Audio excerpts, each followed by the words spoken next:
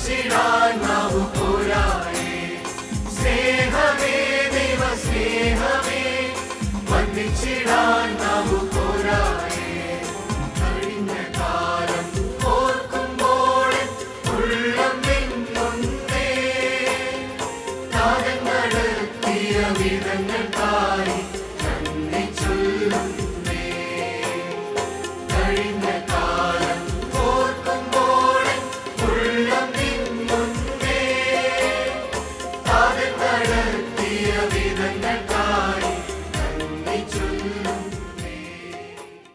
My focus of study will be today discipleship. ഇന്നത്തെയും എൻ്റെ ഈ പഠനത്തിൻ്റെയും ധ്യാനത്തിൻ്റെയും കേന്ദ്രം ശിഷ്യത്വം എന്നുള്ള വിഷയമാണ്.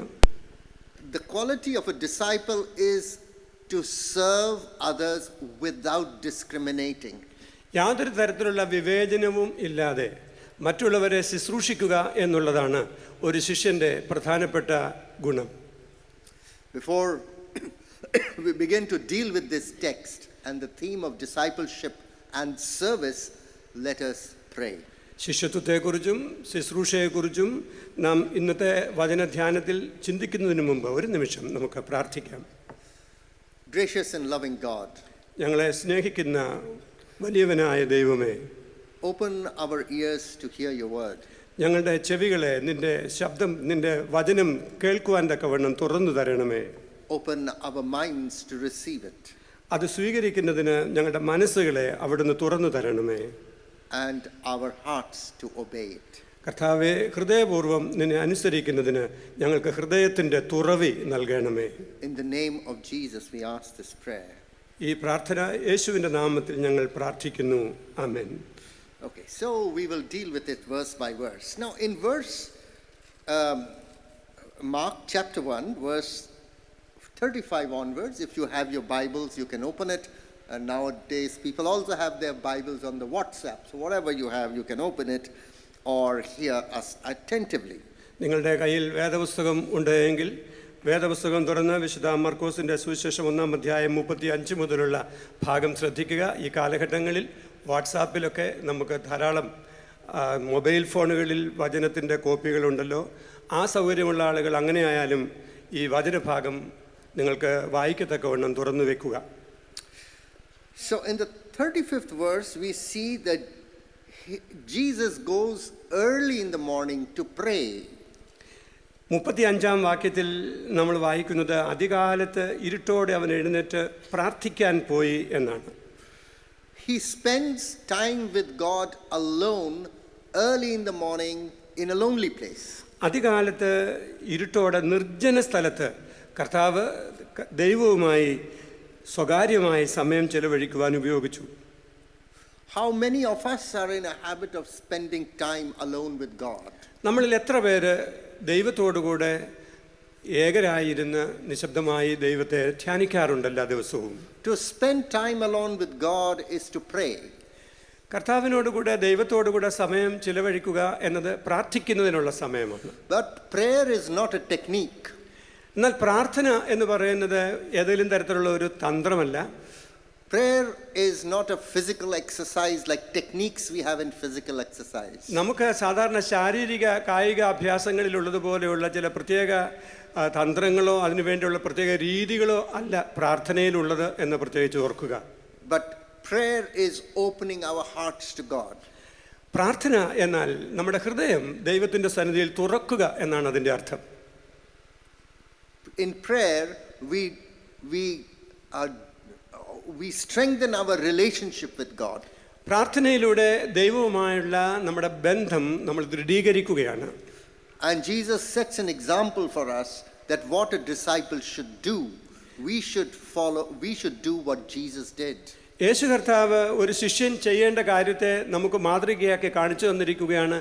ശിഷ്യരെന്നുള്ള നിലയിൽ കർത്താവ് ചെയ്ത കാര്യങ്ങൾ നാമും ചെയ്യേണ്ടതായിട്ടുണ്ട്. You should have a time alone with God every day. എല്ലാ ദിവസവും ദൈവത്തോടുകൂടെ നമുക്ക് സ്വകാര്യമായി സമയം ചെലവഴിക്കേണ്ടതുണ്ട്. In verse 36 we read 36-ാം വാക്യത്തിൽ നമ്മൾ വായിക്കുന്നത് that Simon and other disciples ശിമോനും കൂടെ ഉള്ളവരും they started looking for him and they pursued him, they followed him. കർത്താവിൻ്റെ പിന്നാലെ ചെന്ന് അവനെ അന്വേഷിച്ച് എന്നാണ് നാം വായിക്കുന്നത്. And they found him. അങ്ങനെ അന്വേഷിച്ചപ്പോൾ കർത്താവിനെ അവർ കണ്ടെത്തി. And they said to him, everyone is looking for you. എന്നിട്ട് കർത്താവിനോട് അവർ പറഞ്ഞു, എല്ലാവരും നിന്നെ അന്വേഷിക്കുന്നുവെന്ന്. So here is a challenge before Jesus. ഇവിടെ ഇതാ യേശുവിൻ്റെ മുമ്പിൽ ഒരു വെല്ലുവിളി വെക്കുകയാണ് ശിഷ്യന്മാർ. Prayer or the ministry or serving others is an extension of prayer. ഞാൻ പറയാൻ ശ്രമിച്ചത് പ്രാർത്ഥന എന്ന് പറയുന്നത് അല്ലെങ്കിൽ മറ്റുള്ളവരെ ശുശ്രൂഷിക്കുക എന്ന് പറയുന്നത് പ്രാർത്ഥനയുടെ തന്നെ ഒരു തുടർച്ചയാണ് എന്നാണ്. Actually, prayer never ends. അതായത് പ്രാർത്ഥന ഒരിക്കലും അവസാനിച്ചു പോകുന്നില്ല. So, in order to be a full-time disciple, you have to pray without stopping. ഒരു പൂർണ്ണസമയ ശിഷ്യനായിരിക്കുന്നതിന് അവിരാമമായി നാം പ്രാർത്ഥിക്കേണ്ടതുണ്ട് എന്ന് നാം ഓർക്കുക.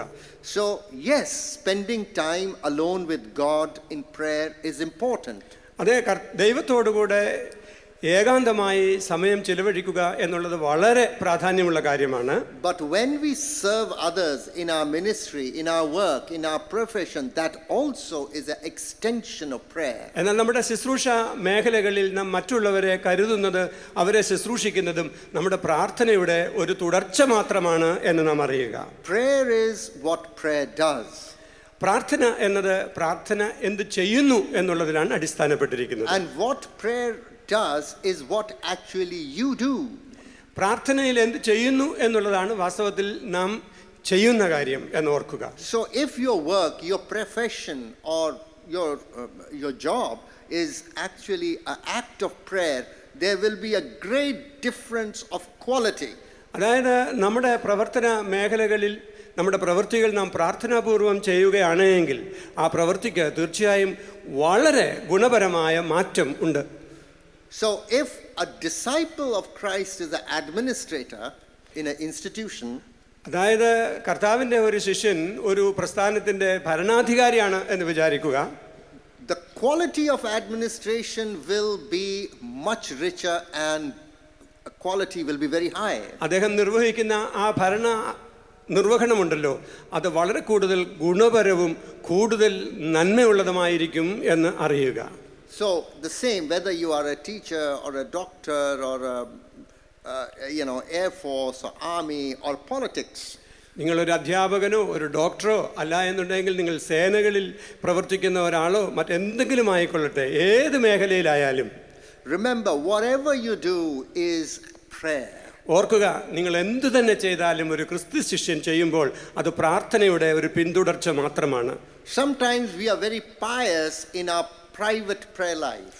ചിലപ്പോഴൊക്കെ നമ്മുടെ സ്വകാര്യ പ്രാർത്ഥനകളിൽ നമ്മൾ വളരെ വിശുദ്ധരായിരിക്കാം. And then our practical life is very shallow and bad. എന്നാൽ നമ്മുടെ പ്രായോഗിക ജീവിതത്തിൽ അത് വളരെ ആഴമില്ലാത്തതും ഒരുപക്ഷെ തിന്മയുള്ളതുമായി തീർന്നേക്കാം എന്നുള്ളത് അറിയണം. We could become slack and inefficient in our professional life. ഒരുപക്ഷെ നമ്മുടെ ഔദ്യോഗിക ജീവിതങ്ങളിൽ നമ്മൾ വളരെ ബലഹീനരും തീരെ പ്രവർത്തനക്ഷമതയില്ലാത്തവരുമായി തീർന്നു പോയേക്കാവുന്ന ഒരു അപകടമുണ്ട്. But a man or a woman of prayer is efficient, hardworking and sincere and honest. എന്നാൽ ഒരു പ്രാർത്ഥനാ മനുഷ്യൻ, ഒരു പുരുഷനോ സ്ത്രീയോ അപ്രകാരം ചെയ്യുമ്പോൾ അവരവരുടെ പ്രവൃത്തികളിലെല്ലാം വളരെ ആത്മാർത്ഥതയുള്ളവരും വളരെ ആഴത്തിൽ അത് ചെയ്യുന്നവരുമാണ്. Because for Christians, prayer life and work life are not different, they are joined together. വിശ്വാസിയുടെ ശിഷ്യന്റെ പ്രാർത്ഥനാ ജീവിതവും സാധാരണ ജീവിതവും തമ്മിൽ വളരെ വ്യത്യാസം ഇല്ല എന്നുള്ളത് അറിയുന്നതുകൊണ്ട്, and similarly Christians do not have a distinction between secular life or sacred life. ഒരു ക്രിസ്തീയ ശിഷ്യനെ സംബന്ധിച്ചിടത്തോളം മതജീവിതമെന്നോ മതേതര ജീവിതമെന്നോ ഉള്ള വ്യത്യസ്തമായിട്ടുള്ള വേർതിരിവുകളില്ല എന്നോർക്കണം. Everything is sacred for us. നമ്മെ സംബന്ധിച്ചിടത്തോളം ലഭിക്കുന്ന എല്ലാ നിയോഗങ്ങളും വിശുദ്ധമാണ് എന്ന് ഓർക്കുക. And that is the key to understand what service means. എന്താണ് ശുശ്രൂഷ എന്നുള്ളത് നമ്മൾ മനസ്സിലാക്കണമെന്നുണ്ടെങ്കിൽ ഈ പ്രധാനപ്പെട്ട സൂത്രവാക്യം നമ്മുടെ മനസ്സിലിരിക്കണം എന്ന് ഞാൻ ഓർമ്മിപ്പിക്കട്ടെ. So you are the disciple of Christ. നിങ്ങളെല്ലാവരും കർത്താവിൻ്റെ ശിഷ്യരാണ്. But you are a disciple of Christ in this world. എന്നാൽ നിങ്ങൾ ക്രിസ്തുവിൻ്റെ ശിഷ്യരായിരിക്കുന്നത് ഈ ലോകത്തിലാണ് എന്ന് നാം അറിയണം. And what you do in this world is your prayer. നിങ്ങൾ ഈ ലോകത്തിൽ എന്ത് ചെയ്യുന്നുവോ അതാണ് നിങ്ങളുടെ യഥാർത്ഥ പ്രാർത്ഥന. Now we will see how Jesus continues with his prayer as he begins to minister. കർത്താവ് തൻ്റെ ശുശ്രൂഷ തുടരുമ്പോൾ എങ്ങനെയാണ് തൻ്റെ പ്രാർത്ഥന വീണ്ടും തുടരുന്നത് എന്ന് നമുക്ക് നോക്കാം. So when his disciple come and tell him that everyone is searching for you, കർത്താവിൻ്റെ ശിഷ്യന്മാർ അവനോട് വന്ന് എല്ലാവരും നിന്നെ അന്വേഷിക്കുന്നു എന്ന് പറഞ്ഞപ്പോൾ, so he says, let us go, കർത്താവ് പറഞ്ഞു നമുക്ക് പോകാം, that I may preach there also in the next town. ഞാൻ അടുത്ത ഊരുകളിലും പ്രസംഗിക്കേണ്ടതിന് നാം അവിടേക്ക് പോക എന്ന് കർത്താവ് പറഞ്ഞു. And so verse 39 says, and he went throughout all Galilee preaching in their synagogues and casting out demons. 39 വാക്യത്തിൽ അങ്ങനെ അവൻ ഗലീലയിലൊക്കെയും അവരുടെ പള്ളികളിൽ ചെന്ന് പ്രസംഗിക്കുകയും ഭൂതങ്ങളെ പുറത്താക്കുകയും ചെയ്തു എന്ന് നാം വായിക്കുന്നു. This was the extension of his prayer. കർത്താവിൻ്റെ പ്രാർത്ഥനയുടെ ഒരു തുടർച്ചയാണ് ഈ രോഗസൗഖ്യവും ഭൂതങ്ങളെ പുറത്താക്കുന്നതുമെല്ലാം. So we as disciples today must introspect, look within. പ്രിയരെ, നാം ക്രിസ്തുവിൻ്റെ ശിഷ്യരെന്നുള്ള നിലയിൽ നമ്മുടെ ഉള്ളിലേക്ക് നാം തന്നെ ഒന്ന് നോക്കണം. What is my prayer life? എൻ്റെ പ്രാർത്ഥനാ ജീവിതം എന്താണ് എന്നൊരു സ്വയപരിശോധന നടത്തണം.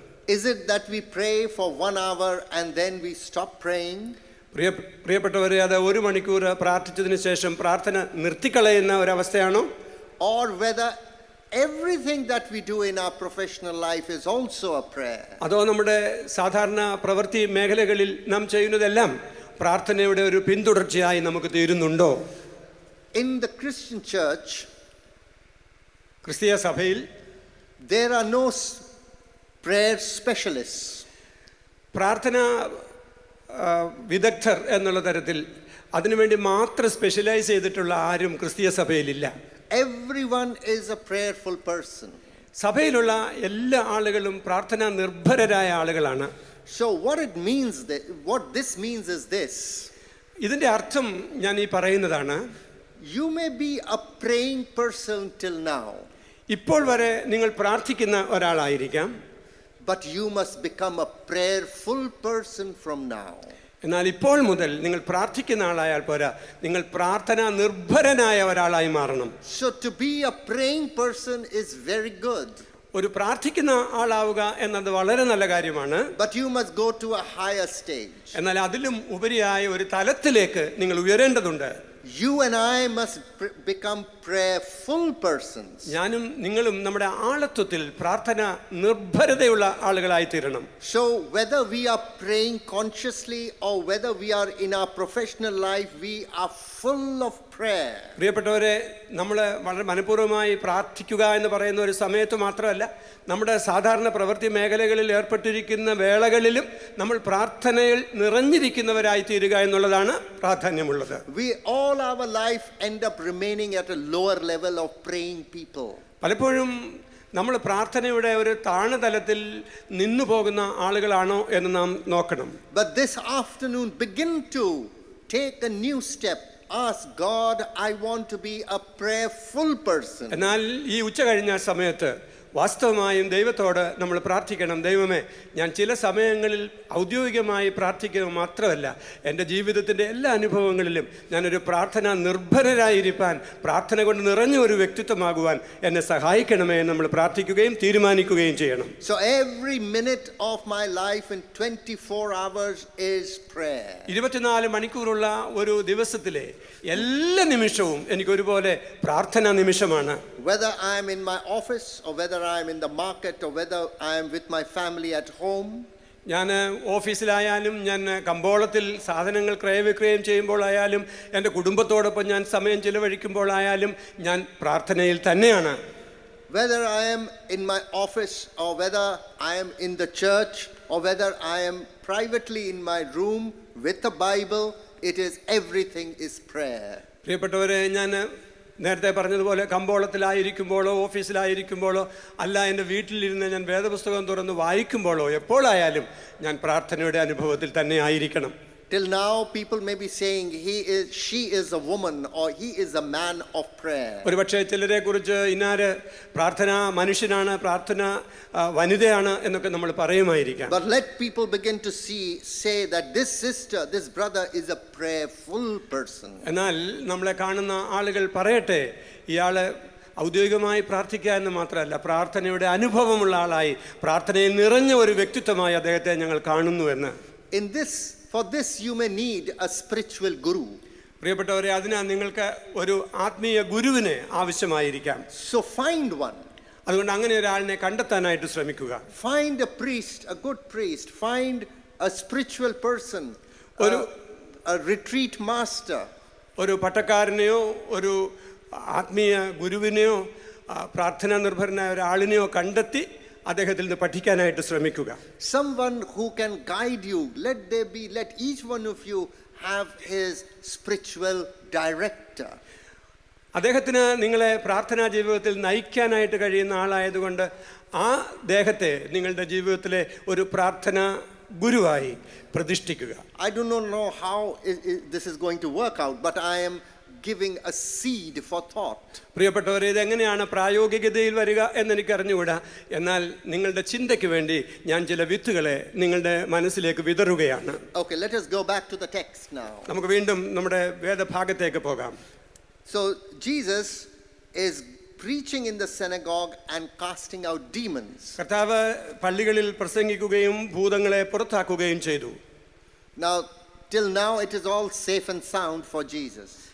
ഈ കാര്യങ്ങളൊക്കെ ചെയ്യുമ്പോൾ കർത്താവിന് യാതൊരു തരത്തിലുള്ള അപായവുമില്ല, അപകടവുമില്ല, വളരെ സുരക്ഷിതനാണ് കർത്താവ്. But a dangerous situation arises in verse 40. എന്നാൽ 40-ാമത്തെ വാക്യത്തിൽ വളരെ അപകടകരമായ ഒരു സാഹചര്യം അവിടെ ആവിർഭവിക്കുകയാണ്. So as disciples, when we serve, we are sometimes confronted with dangerous situations.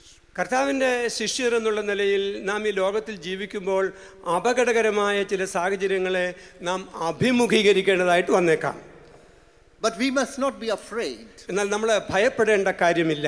Because we will see what Jesus did to face this dangerous situation of serving. കാരണം അങ്ങനെ ഒരു അപകടകരമായ സാഹചര്യം ഉണ്ടായപ്പോൾ കർത്താവ് എന്താണ് ചെയ്തത് എന്ന് നമുക്ക് ഈ വചനത്തിൽ കൂടെ വ്യക്തമാണല്ലോ. So the person who comes before him is not a demon possessed person, is not a sick person, is not an ignorant person. കർത്താവായ യേശുക്രിസ്തുവിന്റെ മുമ്പിൽ വരുന്ന ഈ മനുഷ്യൻ അങ്ങനെ നിരക്ഷരനായ ഒരാളോ അല്ല എന്നുണ്ടെങ്കിൽ ഭൂതബാധിതനായ ഒരാളോ ആ തരത്തിലുള്ള ഏതെങ്കിലും ഒരു പ്രത്യേക അവസ്ഥയിലൂടെ കടന്നു പോകുന്ന ആളല്ല. But verse 40, see what it says. 40-ാമത്തെ വാക്യം ശ്രദ്ധിക്കൂ. It very dramatically it brings out, and a leper came to him beseeching him and kneeling said to him. വളരെ മനോഹരമായി ഇവിടെ പറഞ്ഞിരിക്കുന്നത് ഒരു കുഷ്ഠരോഗി അവൻ്റെ അടുക്കൽ വന്ന് മുട്ടുകുത്തി എന്നാണ്. He said, if you will, you can make me clean. Verse 40. 40-ാം വാക്യത്തിൽ നിനക്ക് മനസ്സുണ്ടെങ്കിൽ എന്നെ ശുദ്ധമാക്കാൻ കഴിയുമെന്ന് അപേക്ഷിച്ചു. Okay. How do we understand this text now? പ്രിയപ്പെട്ടവരെ, ഈ വേദഭാഗം നമ്മൾ എങ്ങനെയാണ് മനസ്സിലാക്കേണ്ടത്? Let me go back to where I left yesterday. ഇന്നലെ ഞാൻ പറഞ്ഞ് അവസാനിപ്പിച്ച ഇടത്തേക്ക് നിങ്ങളെ കൊണ്ടുപോകാൻ ഞാനിപ്പോൾ താല്പര്യപ്പെടുന്നു. Verse 7 of the Gospel of Mark chapter 1, verse 7 earlier that we read. മർക്കോസിന്റെ സുവിശേഷം 1-ാം അധ്യായത്തിന്റെ 7-ാം വാക്യത്തിൽ നമ്മൾ ഇങ്ങനെ വായിച്ചല്ലോ, എന്നിലും ബലമേറിയവൻ എൻ്റെ പിന്നാലെ വരുന്നു, അവൻ്റെ ചെറുപ്പിൻ്റെ വാറ് കുനിഞ്ഞഴിപ്പാൻ ഞാൻ യോഗ്യനല്ല. So in this I pointed out that John the Baptist confirms or affirms that Jesus is mighty, Jesus is worthy, Jesus is holy. ഈ 7-ാം വാക്യവും 8-ാം വാക്യവും കൂടെ ഒരുമിച്ച് വായിക്കുമ്പോൾ നമുക്ക് മനസ്സിലാവുന്നത് കർത്താവ് ബലമേറിയവനാണ്, അവൻ യോഗ്യനാണ്, അവൻ പരിശുദ്ധനാണ് എന്നുള്ളതാണ്. So Jesus is mighty in the sense that he has power. യേശുവിൽ ശക്തി ഉള്ളതുകൊണ്ട് കർത്താവ് ബലവാനാണ് എന്ന് ഇവിടെ പറഞ്ഞിരിക്കുന്നു. The point was that as a disciple of Jesus, Thomas pointed out to Gondopharos what it means, how he should use his power as a king. ഒരു ക്രിസ്തു ശിഷ്യൻ എന്നുള്ള നിലയിൽ ഗോണ്ടഫറസ് രാജാവിനോട് എങ്ങനെയാണ് ഒരാൾ തനിക്ക് ലഭിച്ചിരിക്കുന്ന ബലം അല്ലെങ്കിൽ ശക്തി അധികാരം ഉപയോഗിക്കേണ്ടത് എന്ന് ക്രിസ്തു ശിഷ്യൻ ആ രാജാവിനോട് പറഞ്ഞു കൊടുക്കുകയാണ്. So Gondopharos has forgotten about the people in his kingdom who were poor and ignorant and weak and sick and wretched. തൻ്റെ രാജ്യത്തിലുള്ള അരിഷ്ടരും ബലഹീനരും ദരിദ്രന്മാരുമായ ആളുകളെ ഗോണ്ടഫറസ് രാജാവ് മറന്നുപോയിരുന്നു എന്നുള്ളതാണ് നാം ഓർക്കുന്നത്. But where did Thomas learn that we must serve people like this? എന്നാൽ Thomas അപ്പോസ്തലൻ ശുശ്രൂഷിച്ചതുപോലെയാണ് ജനങ്ങളെ ശുശ്രൂഷിക്കേണ്ടത് എന്നുള്ള പാഠം അപ്പോസ്തലൻ എവിടെ നിന്നാണ് പഠിച്ചത്? The holy apostle learned it from his master Jesus. വിശുദ്ധനായ തോമസ് അപ്പോസ്തലൻ അത് പഠിച്ചത് തന്റെ ഗുരുവായ കർത്താവിൽ നിന്ന് തന്നെയാണ് എന്ന് നാം അറിയുന്നു. Jesus sets an example of serving the poor, the needy, and here a leprosy patient. ദരിദ്രരും ആവശ്യത്തിലിരിക്കുന്നവരുമായ ആളുകളെ കർത്താവ് ശുശ്രൂഷിച്ച് കാണിച്ചു. ഇവിടെ ഇതാ ഒരു കുഷ്ഠരോഗിയെ കർത്താവ് ശുശ്രൂഷിക്കുന്നതാണ് നാം വായിക്കുന്നത്. Jesus was using his power to heal and to cleanse. യേശു കർത്താവ് തൻ്റെ ബലത്തെ ഈ കുഷ്ഠരോഗിയെ ശുചിയാക്കുന്നതിന് വേണ്ടിയും അയാളെ സൗഖ്യമാക്കുന്നതിന് വേണ്ടിയും ഉപയോഗിക്കുകയാണ്. With the power of God, he casted out demons. ദൈവത്തിൻ്റെ വലിയ ബലത്താൽ യേശു തമ്പുരാൻ ഭൂതങ്ങളെ പുറത്താക്കി. And with the power of God, he is going to cleanse the leprosy patient. ഇപ്പോൾ ഇതാ ദൈവത്തിൻ്റെ ശക്തിയാൽ ഈ കുഷ്ഠരോഗിയെ ശുദ്ധമാക്കുവാൻ കർത്താവ് ആരംഭിക്കുകയാണ്. It is in this sense that Jesus is mighty. ഈ അർത്ഥത്തിലാണ് യേശു ബലവാനാകുന്നത്. So, in those days, leprosy was not considered as a disease. People did not know that it was a disease. ആ കാലഘട്ടങ്ങളിൽ കുഷ്ഠരോഗം ഒരു രോഗമായിട്ടായിരുന്നില്ല ആളുകൾ കരുതിയിരുന്നത്. People thought that it was an unclean condition. എന്നാൽ അത് അശുദ്ധമായ തൊട്ടുകൂടാത്ത ഒരവസ്ഥയായിട്ടാണ് ആ കാലഘട്ടത്തിലെ മനുഷ്യർ മനസ്സിലാക്കിയത്.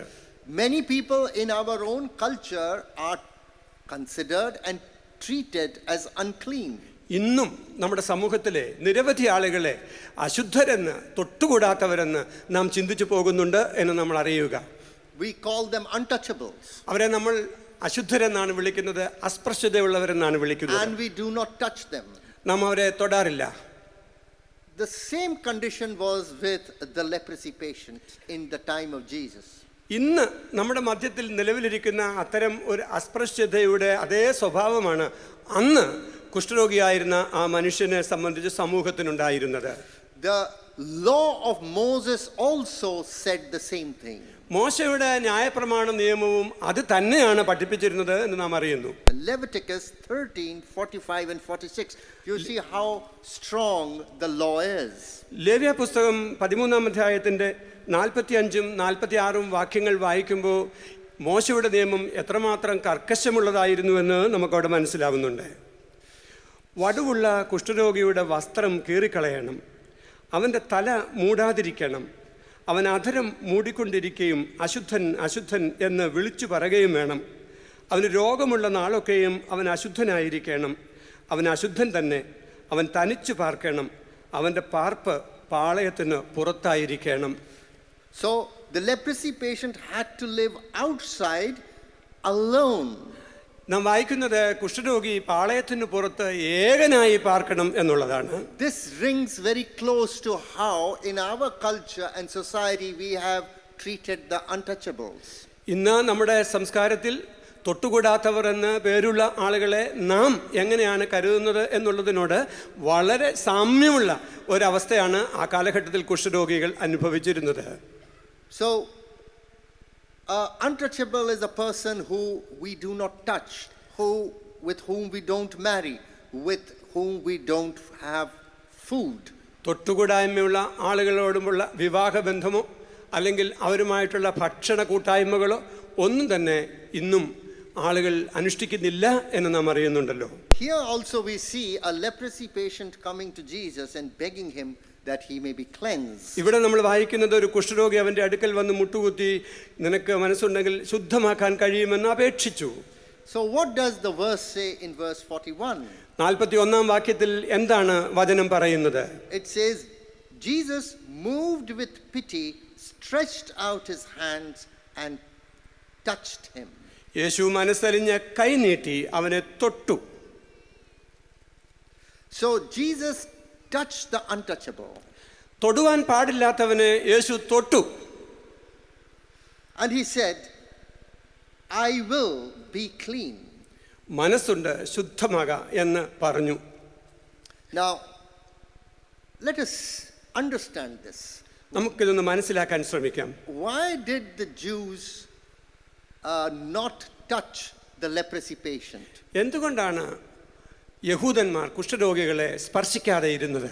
Why do the dominant people or well-off people don't touch the untouchables? എന്തുകൊണ്ടാണ് സമൂഹത്തിലെ മേധാവിത്വ ധാരയിലുള്ള ആളുകൾ അസ്പൃശ്യർ എന്ന് പേര് വിളിക്കപ്പെട്ടവരെ തൊടാതിരിക്കുന്നത്, അവരുമായി സമ്പർക്കമില്ലാതെ ഇരിക്കുന്നത്? Because we have in our mind the idea that I am clean and the other is unclean.